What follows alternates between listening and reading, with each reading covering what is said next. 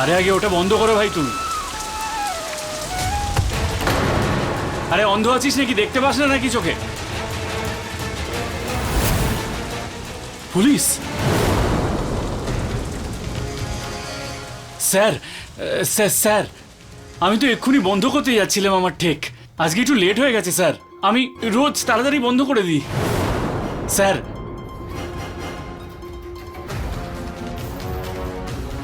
এক্ষুনি বন্ধ করে দিচ্ছি, ক্ষমা করে দিন না স্যার। স্যার স্যার ভেতরে কিছু নেই স্যার। স্যার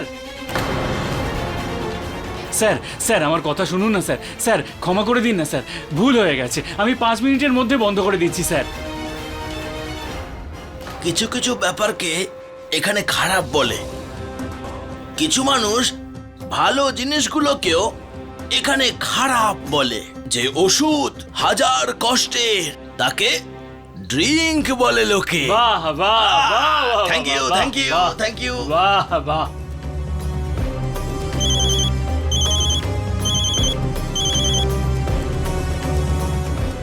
আরে আমি যাব না বাড়িতে আজকে, আমার জীবনটাকে বরবাদ করে দিয়েছো তোমরা শাশুড়ি বৌমা মিলে।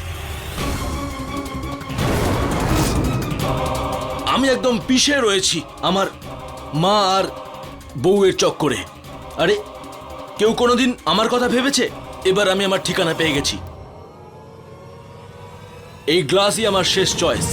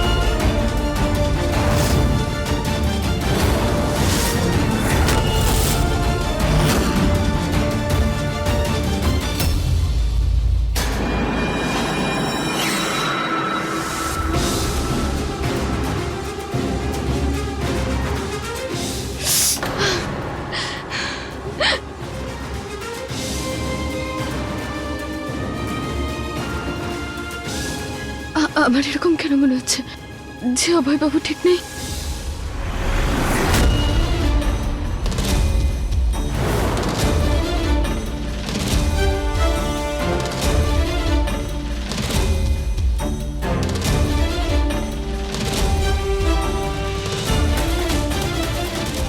আজ আমি আমার সব পুরনো স্মৃতি শেষ করে দিয়েছি, আর নতুন জীবনের শুরু উৎসবের সঙ্গেই হওয়া উচিত।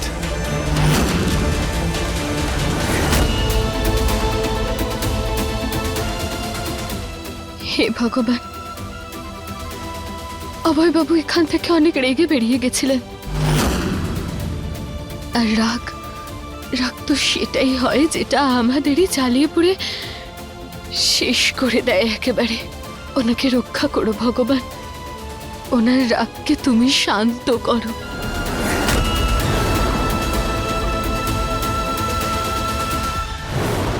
আমাকে একটা ড্রিঙ্ক নিয়ে এসে দাও। আপনাকে ড্রিঙ্ক? আমি আমার গোটা জীবনে এটাকে ঘৃণা করেছি, কিন্তু এটাও শুনেছি যে সব যন্ত্রণার ওষুধ এই বোতলেই থাকে। এবার যাও, একটা বোতল আমাকে এনে দাও, আমিও সেটা আজ দেখতে চাই। কিন্তু স্যার। বললাম তো। ঠিক আছে।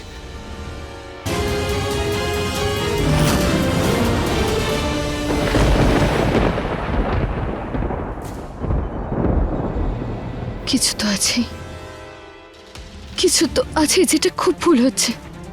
অভয়বাবু এমন কিছু করছেন যেটা ওনার জন্য ঠিক নয়।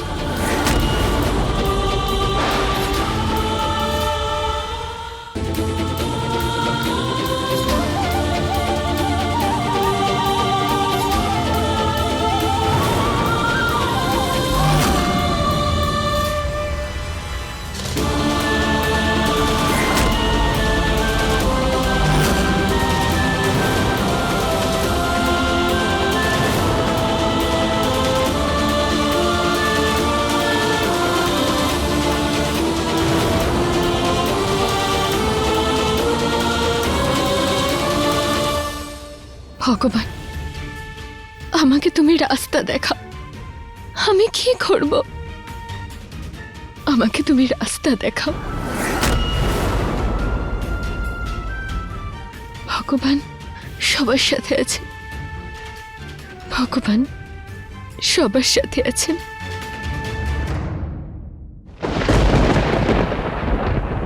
দাদা বাইরে আরে রেখে এসেছি বাইরে, আসেনি কেউ। আসেনি? কোথায় গেল অভয়? আরে টেনশন করো না, চলে আসবে শালাবাবু।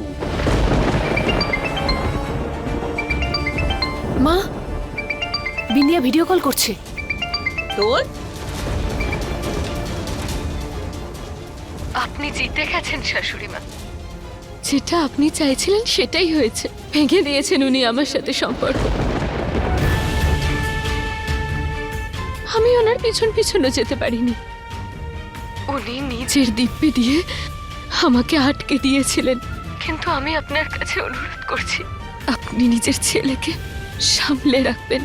উনি ভীষণ কষ্টে আছেন, ভীষণ কষ্টে।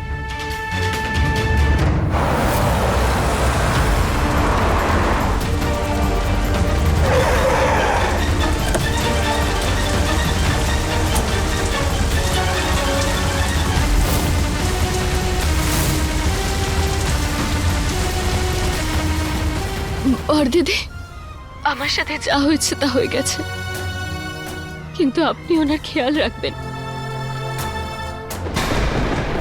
এই চুপ করো। ওর সাথে কি কথা বলছো? আমার সাথে কথা বলো। সমস্ত অহংকার ভেঙে গেল তো? খুব নাচছিলে যে আমার স্বামী আমার সাথে এইসব কিচ্ছু করবে না।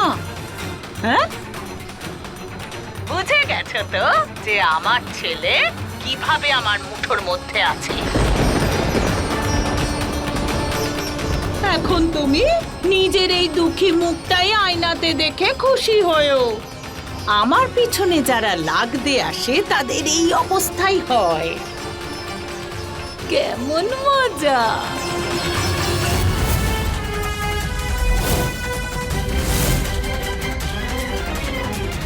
কি হলো? সামনে দেখো।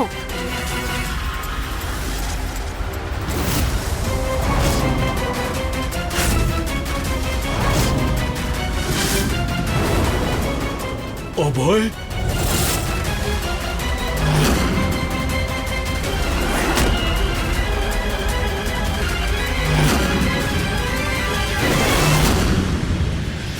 মা, অভয় সবকিছু শুনতে পাইনি তো?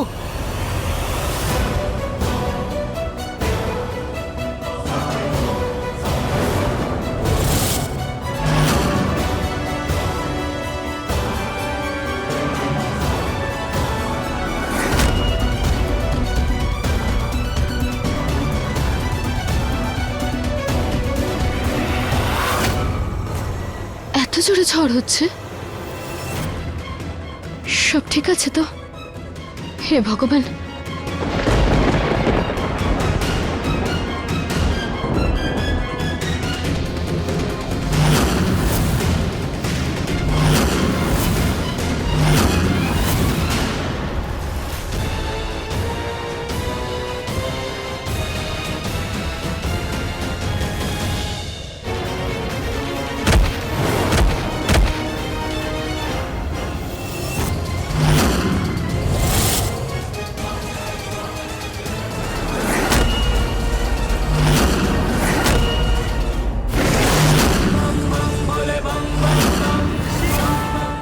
আমার অভয় বাবুর যেন কিচ্ছু না হয়, কিচ্ছু না হয়। ভগবান সবার সাথে আছে।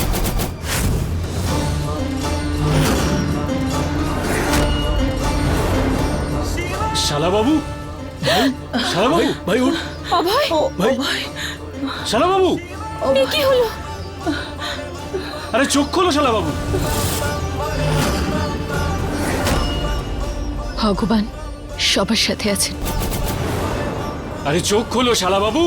ভাই চোখ খোল। কি হয়েছে? ভাই কি হলো? বলো না কি হয়েছে? ভগবান সবার সাথে আছেন, ভগবান সবার সাথে আছেন।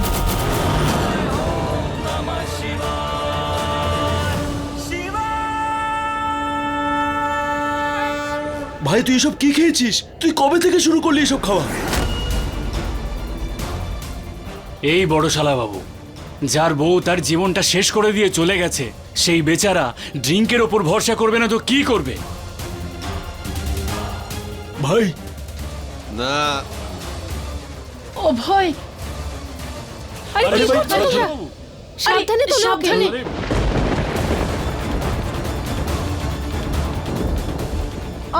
ভাই এখানে ধীরে সাবধানে।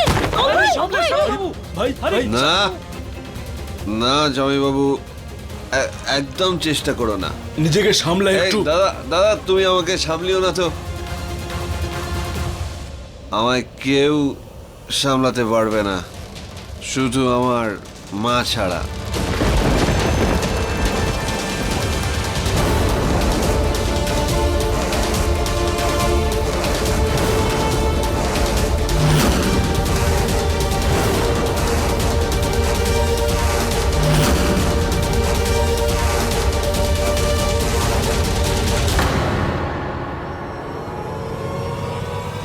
কিন্তু এই বেচারি তো সে অবস্থাতেই নেই।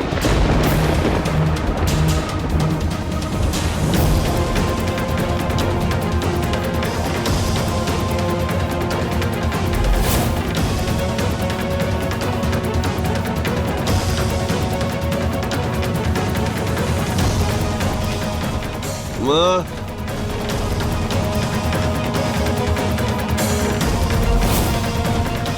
দাঁড়াও না মা। আমি জানি মা, তোমার কিচ্ছু মনে নেই, কিন্তু আমার তো সব কিছুই মনে আছে মা। আমার মনে আছে যে আমি ভয় পেয়ে কেমন তোমার আঁচলের পিছনে গিয়ে লুকিয়ে পড়তাম। আমি যখনই কোনো চিন্তায় পড়তাম না মা, তোমার কোলে আমি আমার মাথা রেখে দিতাম মা। আমার তো সব কিছু মনে আছে কি হলো? মা, এদিকে বসো না।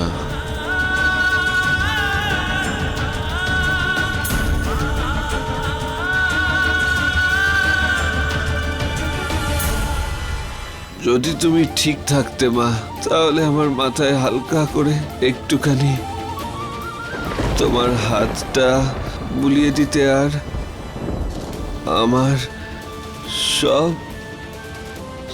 কষ্টকে দূর করে দিতে। তুমি খুব ভালো মা। সব মাই ভালো হয়, কারণ তারা কখনোই নিজের সন্তানের কষ্ট সহ্য করতে পারে না।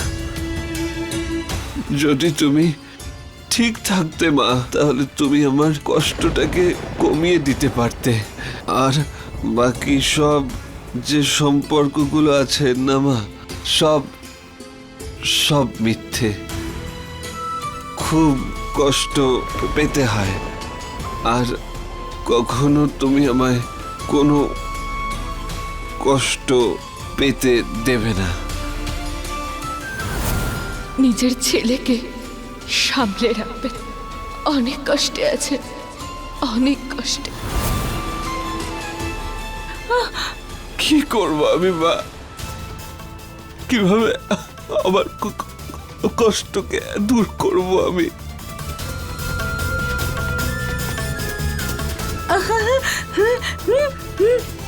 কি করব আমি মা? কি চুপ করে আছো কেন? কিছু বলো না যে কি করব আমি? মা? অভয়, তুমি কাঁদছো কেন? ভালো ছেলেরা কাঁদে না। দেখো, আমি কাঁদি না। তোমারও কাঁদা উচিত নয়, তাই না? কাঁদবো না তো কি করব? যাকে আমি বিশ্বাস করেছিলাম মা, সে আমার মায়ের সাথে, আমার পরিবারের সাথে একটা বাজে খেলা খেলেছে। কাঁদবো না তো আমি কি করব? তুমি খুব ভালো মা। আর ওইদিকে ওই যে বিন্দিয়া আছে না, ও খুব খারাপ।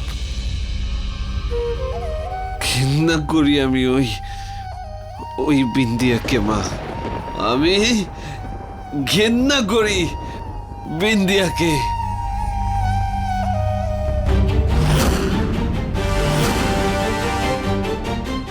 ও আমার পরিবারের দিকে আঙুল তুলেছে, আমার বাবাকে জেলে পাঠিয়েছে। ওর জন্য এত সব কিছু ভুল হয়েছে। কোনোদিন আমি বিশ্বাস করব না মা, কোনোদিনও করব না। তুমি খুব ভালো মা। যদি তুমি ঠিক থাকতে মা, তাহলে ঠিকই আমার কষ্টটা বুঝতে পারতে কেন হলো এরকম।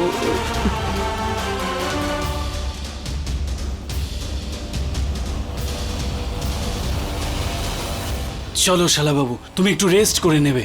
ঠান্ডা জলে স্নান করে একটু লেবুর জল খেয়ে তারপর শুয়ে পড়বে। আর শাশুড়ি মাকেও একটু রেস্ট নিতে দাও। ওঠো, ধরো ভাই, ওঠো।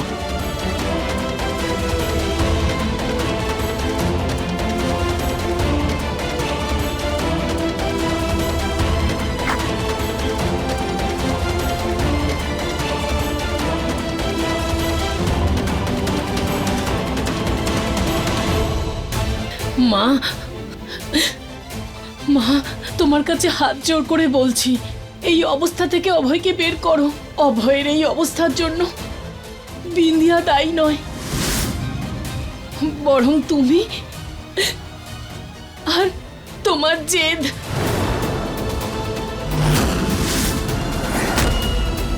যদি অভয়ের কিছু হয় না মা, তাহলে তার দায় শুধুমাত্র তোমারই হবে। মা, মা, দয়া করে বিন্দিয়া আর অভয়কে আলাদা করো না। যদি ওর কিছু হয় তাহলে তুমি নিজেকে নিজে কখনো ক্ষমা করতে পারবে না।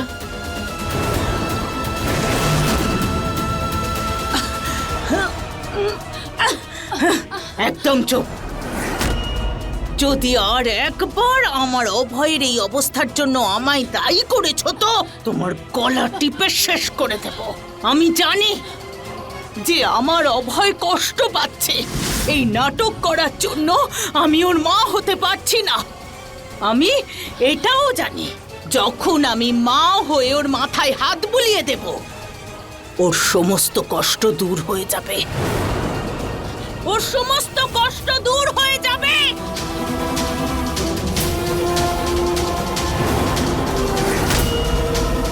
চলে যাও এখান থেকে।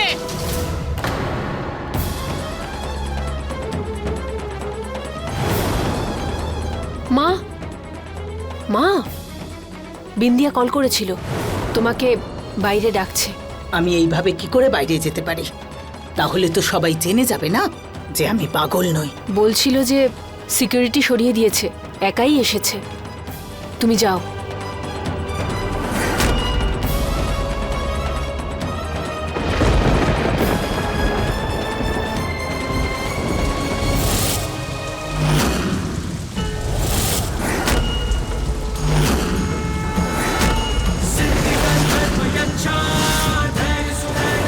কি করতে এসেছো এখানে? শুনেছিলাম পশুদের মায়েরা এমন হয় যারা নিজেদের সন্তানকেই খেয়ে ফেলে, কিন্তু মানুষ সমাজে এরকম মা প্রথমবার দেখছি। একটা কথা আমি আপনাকে আগেও বলেছি, কিন্তু আজকে আমি আপনাকে সতর্ক করতে এসেছি।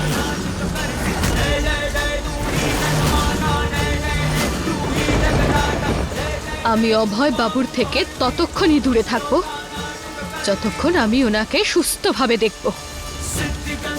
কিন্তু যদি আমি আমার স্বামীকে কষ্ট পেয়ে ভেঙে চুড়ে নিজেকেই কখনো আঘাত করতে দেখি, তাহলে কিন্তু আমি নিজেকে আটকাবো না। আমাকে কিন্তু কেউ তখন কোনোভাবেই আটকাতে পারবে না।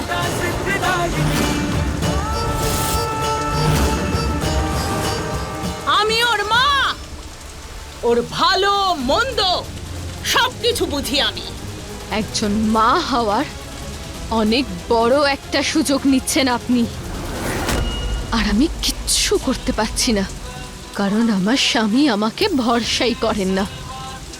কিন্তু তার মানে এটা নয় যে আমি আমার স্বামীকে তার নিজের জীবনের সাথে এইভাবে খেলা করতে দেব। 7 জন্ম একসাথে থাকার প্রতিজ্ঞা নিয়েছি আমরা। আমি ওনার কাছে নেই ঠিকই, তাতে কি হয়েছে? আমি ওনার পাশে তো আছি।